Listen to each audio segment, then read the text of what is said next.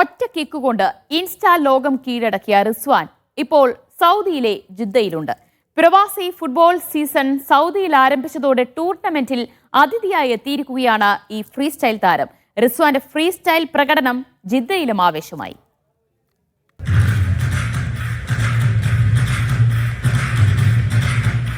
ആയിരങ്ങൾ തിങ്ങി നിറഞ്ഞ കളിക്കളത്തിലാണ് മുഹമ്മദ് റിസ്വാന്റെ പ്രകടനം. പ്രൊഫഷണൽ ഫുട്ബോൾ താരങ്ങളോട് കിടപിടിക്കുന്ന ജഗ്ലിംഗ്.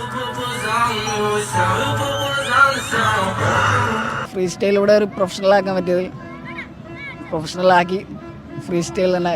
ഇനി ഫ്രീ സ്റ്റൈൽ ചാമ്പ്യൻഷിപ്പൊക്കെ വരുന്നുണ്ട്. അപ്പോൾ അതിൻ്റെ ഒരു ട്രയലാണ് ഇപ്പോൾ ഉള്ളത്. 2023 നവംബറിലാണ് മലപ്പുറത്തെ കേരളാംകുണ്ട് വെള്ളച്ചാട്ടത്തിൽ പന്ത് അടിച്ചുവിട്ടത്. കറങ്ങിത്തിരിഞ്ഞ് പന്ത് ലോകം തന്നെ കീഴടക്കി. ഇൻസ്റ്റഗ്രാമിൽ ഏറ്റവും കൂടുതൽ ആളുകൾ കണ്ട റീൽ എന്ന ബഹുമതിയും തേടിയെത്തി. അതെ, ഗിന്നസ് വേൾഡ് റെക്കോർഡ്. അത് ആ വെള്ളച്ചാട്ടത്തിൽ അടിച്ച video the most viewed Instagram reel record. Argentina team association നേരിട്ട് ക്ഷണിച്ചിട്ടുണ്ട്. അത് അവിടെ മെസ്സിൻ്റെ കളി, അവസാനത്തെ മെസ്സിൻ്റെ കളി കാണാനായിരുന്നു. ജിദ്ദയിലെ KMCC ഫുട്ബോൾ ടൂർണമെന്റിൽ അതിഥിയായാണ് എത്തിയത്.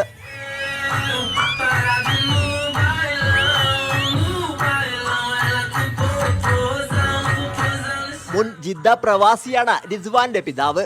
റിസ്വാൻ നല്ല കളിയായിരുന്നു ഫുട്ബോളിൽ.